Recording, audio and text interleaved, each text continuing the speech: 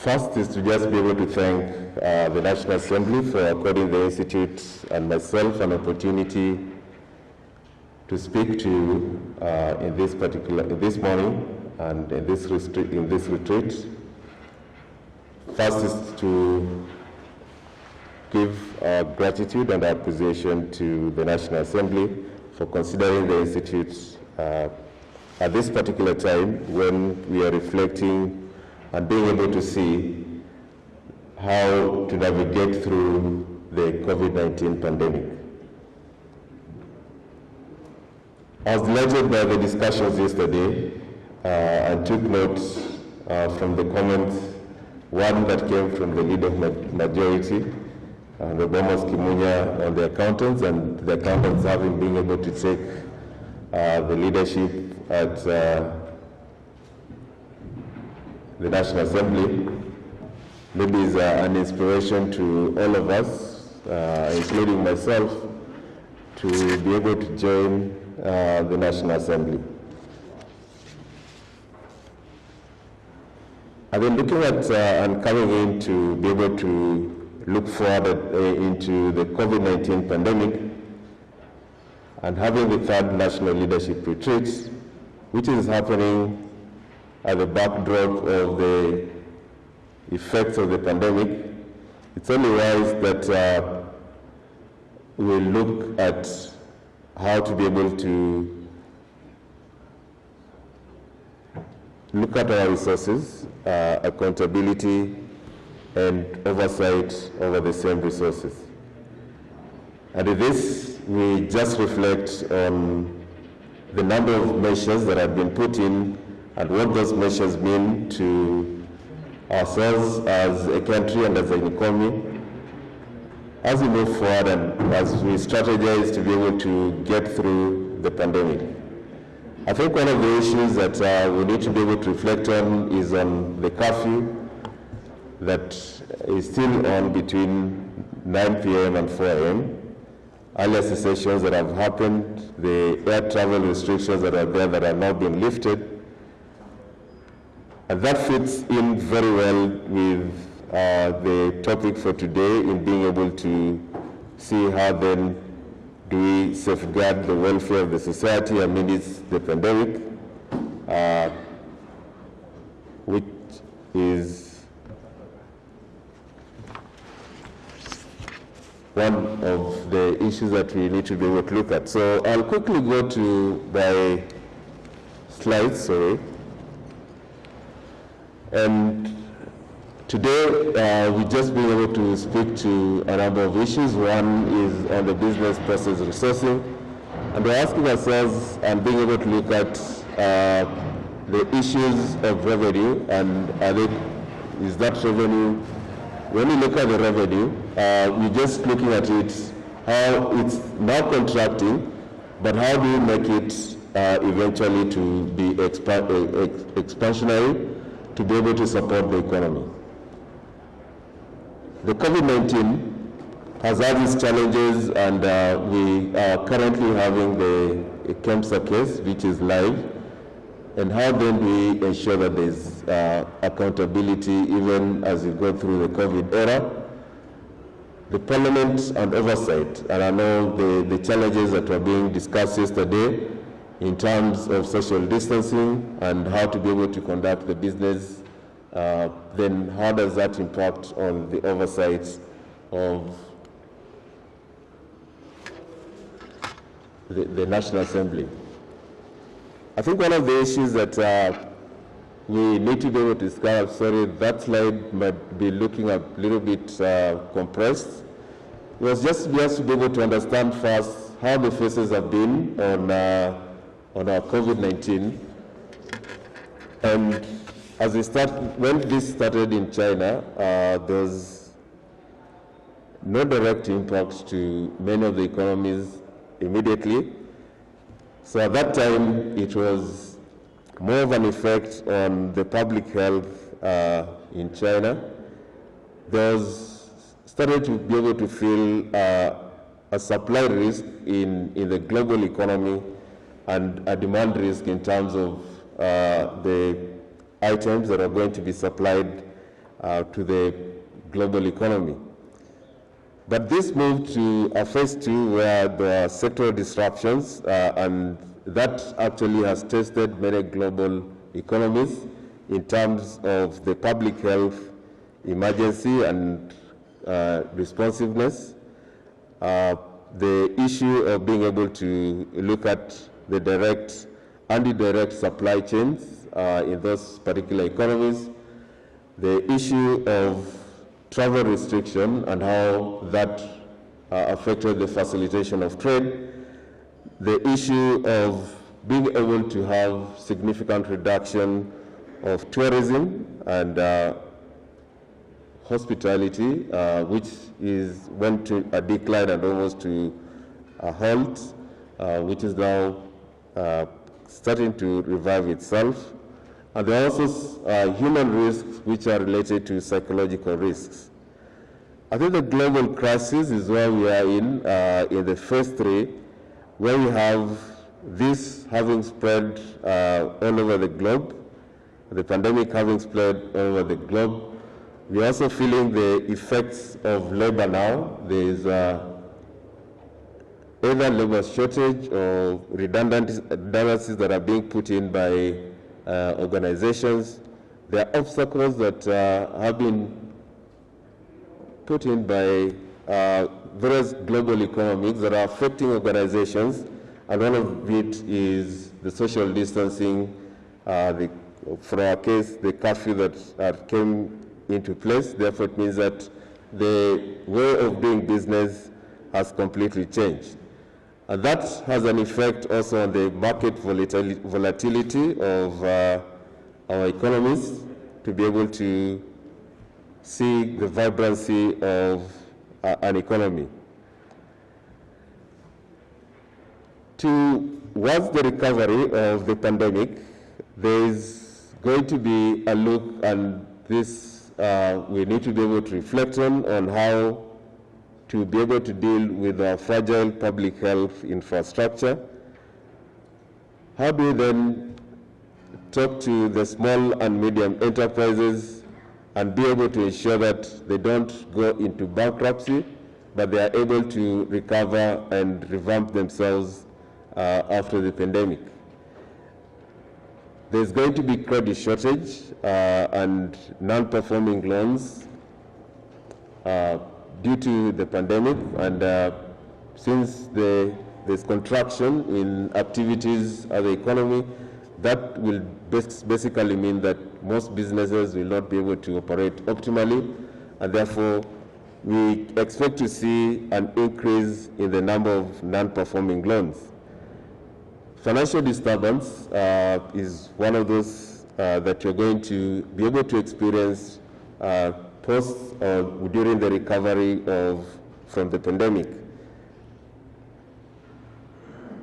The widespread risk aversion of economies and also individuals is one thing that we will be able to experience even after this particular pandemic, because people are going to be very cautious on spending, and also being able to be very cautious on what investments they're going to be able to undertake as they watch and see how the pandemic turns out to be. I think with that, then it therefore means that COVID-19 has actually been able to affect a number of areas, that is the workforce, health and safety, being able to look at serious concerns about safety of our workers, safety of our nation, the safety of the loved ones that we stay with on a continuous basis. The increased absenteeism of workers is going to be an issue that is going to be felt as we look at the effects of this. And this is going to come out as a result of either stress-related activities that are going to impact on, so stress-related health concerns that are going to impact on workers due to the compressed market activities.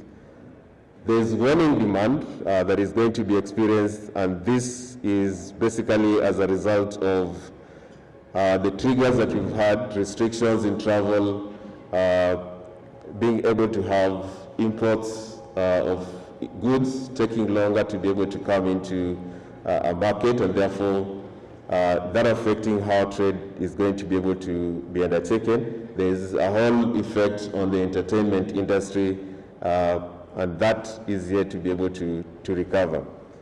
There are fears of possible consequences of outbreak.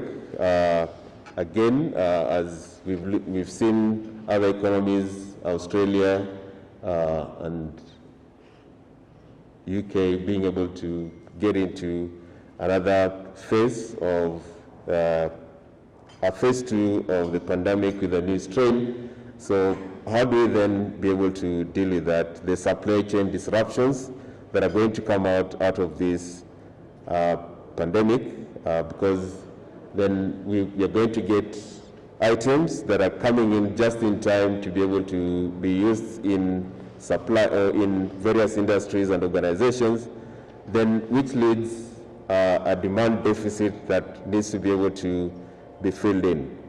There are legal implications that are going to result out of this, basically coming out of one, suppliers, and with suppliers, companies that are taking goods are going to enforce for the lawyers what we call the force majeure in terms of being able to either terminate the contracts or renegotiate those particular contracts.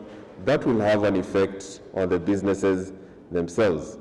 As companies contract and some of them declare redundancies, there are going to be issues of staff redundancies and being able to see how to operate efficiently, and that will mean that the organizations are going to streamline their operations in terms of restructuring and any other models that they're going to use. Cybersecurity is one of those that is going to be on the rise because everyone now is on the net. And this is going to affect each and every person globally, one way or the other, and the hackers are going to just be able to try and see what is it that they can be able to, what information that they can be able to get from any individual, both globally and even within this country. We've had several cases of cybersecurity creeping in because of the continuous usage of internet, and as it says, for technology, the technology is always the cybersecurity, or the guys who are conducting crime in technology are always ahead of the developers of technology, and that therefore it means that every other time we are doing a catch-up into how to be able to prevent cybersecurity. I think the major issue of all this that we've actually discussed is just to be able to see, does that affect the business resourcing, which is basically the revenue that is going to be derived from the sources that we have as a country. We have various sources of income, one of it being the pay as you earn. And with this, we are meant to see a reduction in pay as you earn as companies close down, as companies restructure themselves, as companies now reduce the salaries of employees in terms of pay cuts. Does that have to be factored into the projections that we look now for the year 2020, 2021? There was a reduction in VAT from 16% to 14% to be able to cushion the issue of the effects of the pandemic. But with that has had also an effect. That reduction, there's a reduction that is going to be felt with the income that is going to be reduced from VAT. But the major impact of this is on consumption. There is contracted consumption because of less activity in the economy that is being occasioned by the effects of the pandemic. People have to stay and work from home. The level of activity in organization is reducing day by day as people stay and watch to be able to see how the pandemic turns out. The consumption is also being curtailed because spenders are just becoming cautious to be able to just spend what is on the basics and coming up with a wait-and-see approach to be able to see how the pandemic will turn out so that they can see into the future what they have can be able to take them, the incomes that they have, how long can that be able to take them. Excess duty, and I'll just give an example of this. We've had a 30-day ban on alcohol. Does that have, that has an effect, and those statistics that should be able to be to the tune of just in 1 month, maybe to the tune of 60 billion shillings, and we extrapolate this to the previous months that we've had, because we've had a curfew on between 7 and 5 in the morning. Therefore, it means that the consumption also that happens between that time was also curtailed. Just looking out how much impact will that have to the value-added tax. So in terms of the revenue targets, and we're just comparing this with the data that we have from the National Treasury in terms of the collections. I'll not go year by year, but I'll do the last 2 years, December 2019 and June 2020, where we had 1 trillion shillings being collected, supposed to be collected, which was the target revenue, but the amount collected was only 920 billion, giving us a shortfall of 138 billion shillings. By June 2020, there was a shortfall of 22 billion. And as we start the new year, which was July to June next year, the effects of the pandemic need to be factored in, because that will have a significant effect on the revenue. There was indication that for PAYE, just for the first month, there's going to be a reduction of 29 billion shillings, and that was based on the data that was already there in KRA. We've not factored in the redundancies that have come in. We've not factored in the salary reductions that have been given to employees, and therefore that will have an effect on the revenue base. So as we plan as a country going forward, then these are going to be the issues that we need to be able to consider as we move forward. And we just give a case study to be able to demonstrate this and being able to look at it holistically from a revenue perspective. On the education sector, in terms of manpower, we have private schools, we also have public schools, but the most affected are public schools. Some of them have actually converted the schools and demolished and put in new developments.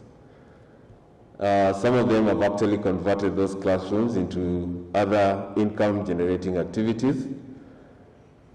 There is an effect on the teachers who are meant to have taught, so therefore it means that those teachers are not teaching, they're not earning an income, and by extension that means that there's going to be reduction in PAYE.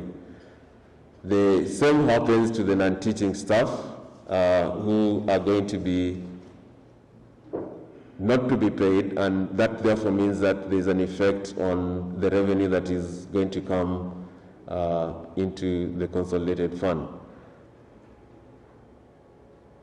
With that, also has an effect on the suppliers of uniforms, and therefore that means pay away from those suppliers, VAT that was meant to come from them, excess duty, is also going to be impacted by just the close of some of the schools. There's the issue of books, there's the issue of food supplies, school meals, and free sanitary pads that are going to be given to the school-going kids. But the effect of this is even more as we look at it from a broader perspective. When those schools close, where do those kids go to? There is compressed income in the economy, therefore it means that those parents might not be able to afford to take the students or the pupils back to the private schools, and therefore there's going to be a strain back to the public schools. And as we get back to the public schools, that means that there's also going to be a strain on the public schools because the social distancing requirements that have to be put in place. There's also a surge in the number of pupils that are going to come in from the private schools to be able to join the public schools because of the contracted incomes that the parents will be feeling, and now will have to be able to change their choices and give their young ones education in a less expensive environment. I think the other one that we all know is on tourism, and how that has had effect in terms of travel restrictions that have been in place, reducing the volume of passengers, which on average in our country was 1.6 million, and that meant an income of 320 million.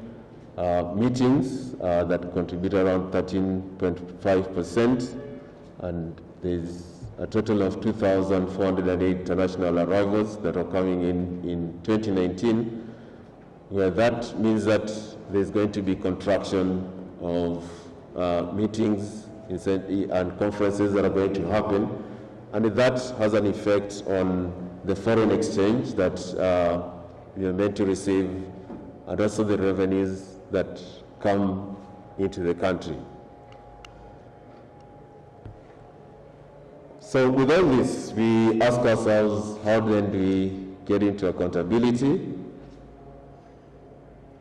3 or 4 issues that we'll pose, and from where I sit, I believe as members of parliament, we might have perfect way and wisdom to be able to deal with these issues. How do we set the standards going forward to be able to deal with governance issues? Investigations that are going to be carried out on issues of malpractice or fraud, how do they become timely, efficient, and are able to turn around in a way that it assures and creates confidence to the public, but at the same time, the resources that are meant to be used for the intended purpose are then channeled to that intended purpose. That talks to the question of answerability, to be able to get the relevant documentation and processes in place that then assures to be able to get facts, figures, and amounts as soon as possible. But what is going to also be keen as we going forward is sanctions that are going to be put in place so that the perpetrators, they seem to be justice served as soon as possible, and for those who are found to be culpable, then action is taken as fast as possible. For an oversight is just being able to protect abuse of and arbitrary behavior that might be prevalent in both government or public agencies, being able to hold into account the respective taxpayer to account in respect of the government on how they spend on public funds, to be able to increase efficiency, economy, and effectiveness of our own systems, and these at a point when we look at many of the other factors that are going to come in, even as we plan. We've had population census. We know the demographics. We have the distribution of ages, and I'm just using this as an example. Majority of it are youth. The COVID-19 has come in, is changed the way businesses are going to be run. Most of the companies are not going to be able to go back to normal office business. They might prefer those employees to work from home, but monitor that work from the office. So that means there's contraction of office space. That has an effect on VAT, that has an effect on other utilities and suppliers who are supplying those offices in being able to find PAYE and all that. As they do that, what mechanisms do you then put in place to be able to monitor and ensure that the revenue that is meant to be coming into the kitty is actually realized from such actions that are going to be undertaken by organizations? And therefore, it's just being able to agree on how then do we fight graft. How do we plan going forward? Because we must use our demographics to be able to plan what has happened in the economy, to be able to say what is going to be realistically realized from the economy, and if there are any gaps to be bridged from other institutions, then with a global pandemic happening all over, is that going to be feasible? Post-recovery strategies, and they're looking at this in terms of, as I explained, for schools, where schools have closed, there's a surge in public schools. Technology is here with us. How can we use technology to be able to spur the economic growth, enhance our public finance management, being able to look at strategy, and I know the National Assembly has a 2019-2030 strategy that we need to be able to look at, and just being able to align itself with a new business model. With those few remarks, there's a comprehensive document that we've prepared to be able to explain this in much details. I'll stop at that point, just in cognizant of the time. I know Honorable Badi had given me an hour, but we could have that 1 hour to be able to have a discussion and get the wisdom from the members of Parliament. Thank you.